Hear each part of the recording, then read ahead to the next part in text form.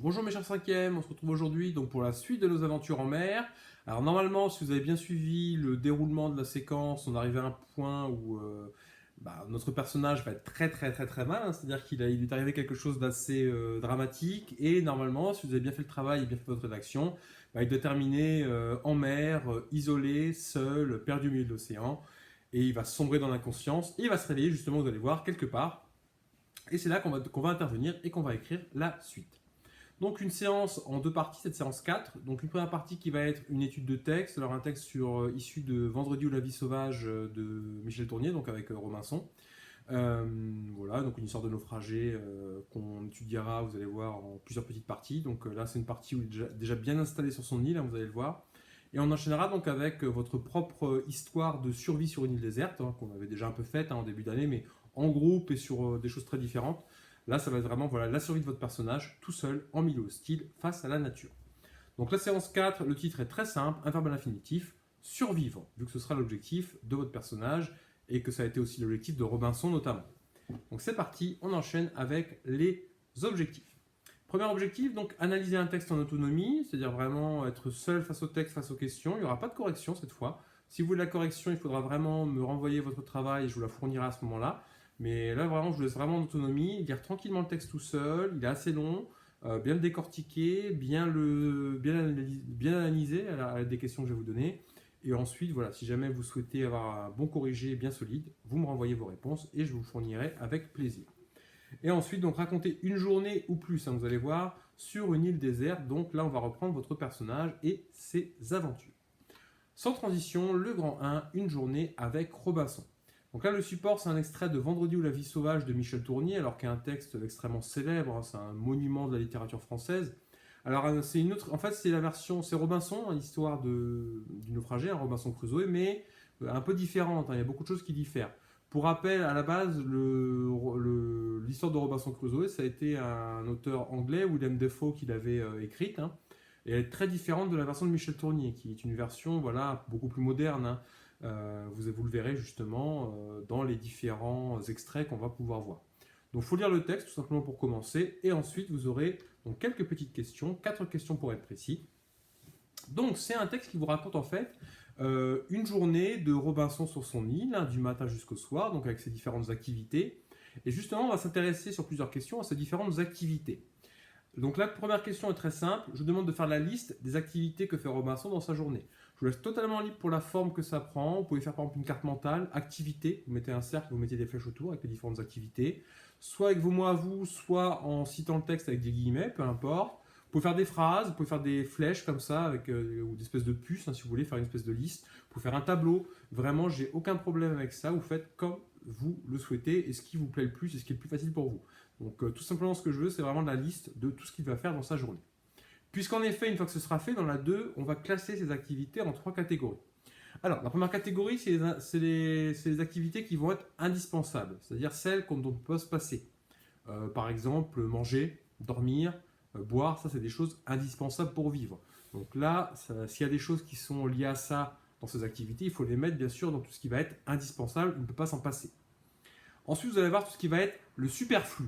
Alors, le superflu, c'est tout ce qui va être inutile, entre guillemets, c'est-à-dire des activités en plus qui ne sont pas utiles, qui ne sont pas indispensables à la survie, on peut s'en passer, mais voilà, pour lui, elles ont un certain intérêt que vous allez peut-être pouvoir m'expliquer justement plus tard. Et j'ai mis une troisième catégorie, les activités qui vont être étonnantes, puisque vous allez voir, il y a des activités assez étranges auxquelles se livre Robinson Crusoe, vous allez voir. Il y a des activités, voilà, on se demande vraiment pourquoi il fait ça, et c'est un peu étrange. Je me demande s'il n'est pas devenu un peu fou même.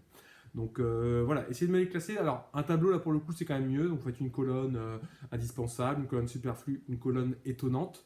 Et ensuite, donc, vous les classez, donc les activités de la question 1, vous les classez dans ces différentes colonnes. Et ça vous donnera du coup une idée de la répartition. Est-ce qu'il y a plus d'activités indispensables que de superflues, etc. Est-ce qu'il y a beaucoup d'activités étonnantes, un peu étranges? Voilà, donc là, je vous laisse le faire seul et y réfléchir. Question 3. Je vous demande de me trouver un synonyme du mot oisiveté, qui est à la ligne 29, dans le dernier paragraphe. C'est-à-dire que le mot oisiveté apparaît à la ligne 29, et dans le dernier paragraphe du texte, il y a un synonyme, donc un mot qui veut dire exactement la même chose, enfin quasiment la même chose. À vous de me le dire. Et une fois que vous l'aurez trouvé, justement, vous pourrez me dire quel est le danger de l'oisiveté. Il en parle à la fin, Robinson, il dit voilà que l'oisiveté, c'est dangereux, ça peut amener des problèmes, lesquels et pourquoi. Question 4, une question de synthèse justement. Pourquoi Robinson fait-il toutes ces tâches? Pourquoi est-ce qu'il va faire autant de choses dans une journée? Et surtout, pourquoi il va faire des choses qui sont superflues et un peu étranges, un peu étonnantes? Pourquoi est-ce qu'il ne se limite pas à l'indispensable? C'est-à-dire pourquoi sa journée n'est pas constituée seulement de moments de chasse, de cueillette, de repos pour reprendre des forces, etc. Pourquoi est-ce qu'il y a des choses superflues, étonnantes dans sa journée? Pourquoi est-ce qu'il fait toutes ces tâches? Pourquoi est-ce qu'il organise sa journée comme ça? Et une fois que ce sera fait, donc, on pourra passer à l'écriture avec votre personnage, ce qu'on va faire dès maintenant.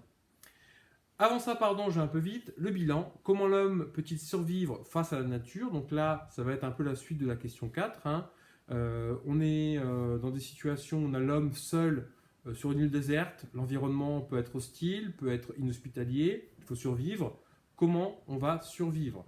Et justement, la leçon que nous donne Robinson, et j'en dis pas plus, je vous laisserai y réfléchir par vous-même et me faire la synthèse par vous-même, mais la leçon que nous donne Robinson, c'est que justement, pour survivre, on ne peut pas se contenter de tout ce qui est indispensable. On ne peut pas se contenter simplement des activités de survie, boire, chercher à manger, dormir.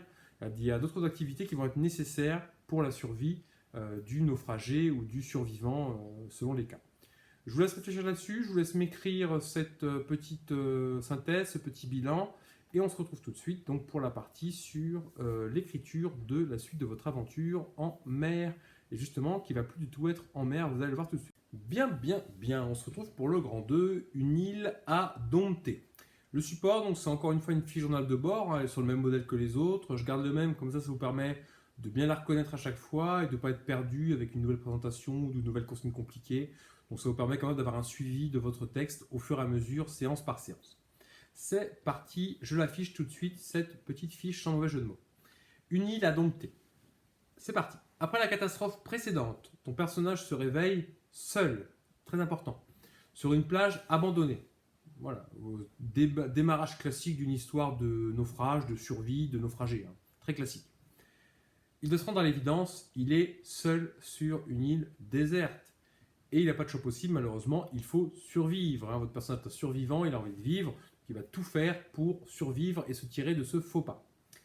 Quelques règles à respecter, encore une fois, les mêmes règles, comme toujours, j'écris mon texte à la première personne, changez pas d'un coup à la troisième personne, ce serait très étrange, on garde je et nous. On utilise encore une fois le présent et le passé composé en priorité. Deux petites choses maintenant vraiment spécifiques par rapport à cette étape. Je veux que vous soyez capable de décrire l'île sur laquelle se déroule l'action. On a travaillé énormément sur la description, il faut réutiliser maintenant. Donc cette île, je veux pas que ce soit juste l'île sur laquelle mon personnage s'est échoué.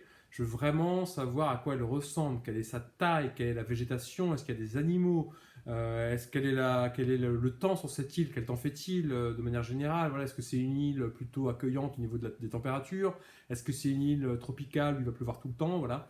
Donc à vous de me dire, mais vraiment j'ai un maximum de détails, est-ce qu'il y a des montagnes, est-ce que c'est que de la jungle, est-ce que c'est un peu désertique même, pourquoi pas. À vous de me dire, voilà, mais essayez quand même de faire une île assez grande, parce qu'après, justement, pour la suite, ce sera intéressant, puisqu'on pourra faire intervenir un personnage sur l'île aussi, donc voilà. Faites pas une île trop petite quand même. Faites pas juste un bout de sable de 5 mètres carrés, voilà, avec un cocotier au milieu, quoi, comme dessinent les enfants quand vous demandez de dessiner une île. Faites-moi quelque chose d'un peu plus élaboré quand même. N'hésitez pas à aller voir sur internet d'ailleurs, vous tapez île déserte ou île du Pacifique par exemple, vous aurez plein d'idées de géographie sur des îles particulières, donc là c'est pareil, si on avait été en classe, on aurait fait un travail de groupe là-dessus, on aurait décrit des îles, on aurait échangé, on aurait choisi, mais bon. Voilà, les choses étant ce qu'elles sont, on fait comme on peut. Vous avez deux solutions maintenant donc, pour écrire ce passage de l'aventure, selon, on va dire, votre niveau d'aisance à l'écrit. Si vous sentez que ça va être un peu compliqué d'écrire ça, si vous n'êtes pas trop à l'aise, vous me racontez simplement une journée de la vie de votre personnage, une fois qu'il a été bien installé sur l'île. Donc on fait ce qu'on appelle en littérature une ellipse, c'est-à-dire qu'on va on va passer dans le temps. On passe du moment où votre personnage s'est échoué au moment où il est déjà bien installé sur l'île, et vous me racontez une journée type, comme Robinson dans le texte qu'on a vu juste avant. Donc votre personnage s'est installé, il a survécu, qu'est-ce qu'il va faire dans une journée, voilà, quelles vont être les différentes étapes de sa journée. Ça c'est le niveau, on va dire, basique de cette rédaction.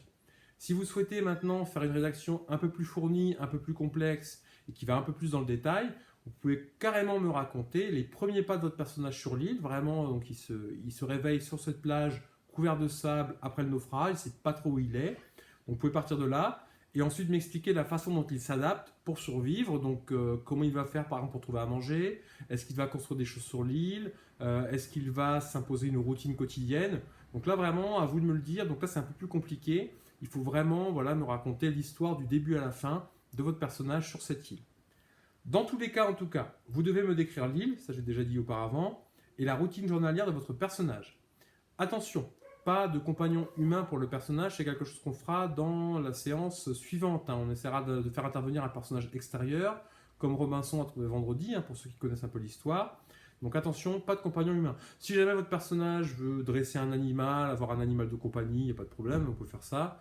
En revanche, voilà, tout ce qui est compagnie humaine, on verra justement plus tard comment on peut introduire ça de manière logique et comment on peut imaginer la relation entre notre naufragé et ce personnage qui va intervenir après. Donc vraiment, n'allez pas trop vite, un animal à la limite, mais tranquillement. Voilà, on garde un être humain pour la suite. Donc votre personnage, le texte ne va pas se finir avec votre personnage qui se fait secourir par un bateau qui passe à l'horizon, ou alors il découvre une tribu sur l'île. Voilà, non. Vraiment, il est solitaire pour l'instant, il est seul, et son seul objectif, c'est de survivre. Encore une fois, si vous souhaitez me renvoyer votre travail, vous n'hésitez pas. Je prends beaucoup de plaisir à lire les rédactions. Il y a beaucoup de gens qui me les envoient, du coup, là, je suis très content. Et franchement, ça rentre bien dans la consigne. C'est des aventures qui sont vraiment très intéressantes. Donc n'hésitez pas, continuez à m'envoyer ça, ça me fait très plaisir et ça permet vraiment qu'on garde un beau contact ensemble. Donc vraiment, faites-le, sans aucun problème. Je vous laisse là-dessus. Donc on aura encore 2 petites séances sur cette séquence avant de la finir. Il nous restera du coup à peu près un mois pour finir notre programme. On y sera quasiment, on écourtera un peu le théâtre, c'est pas très grave. Vu que c'est un genre qu'on fait de toute façon tous les ans, donc c'est pas ce qui va être le plus préjudiciable. En tout cas, je vous laisse là-dessus, je vous souhaite une bonne journée et je vous dis à bientôt et au revoir.